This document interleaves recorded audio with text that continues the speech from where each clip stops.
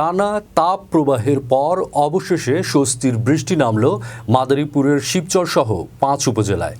আজ ৬ মে দুপুরের দিকে শহর এলাকাসহ মাদারীপুরের বিভিন্ন এলাকায় বৃষ্টির খবর পাওয়া গেছে। মাদারীপুরের শিবচর প্রতিনিধি জানান, বৃষ্টি হওয়ায় গরমের নাভিশ্বাস থেকে একটু হলেও স্বস্তির নিঃশ্বাস এসেছে জনজীবনে। অনেকেই বৃষ্টি হওয়ায় স্বস্তির কথা জানিয়েছেন ফেসবুক, ইনস্টাগ্রাম সহ বিভিন্ন সোশ্যাল মিডিয়ায়। আল্লাহর কাছে শুকরিয়া আদায় করে এক বাসিন্দা বলেন, বৃষ্টির পর এখন অনেকটা স্বস্তি পাচ্ছে মানুষ। আল্লাহর কাছে লাখো শুকরিয়া।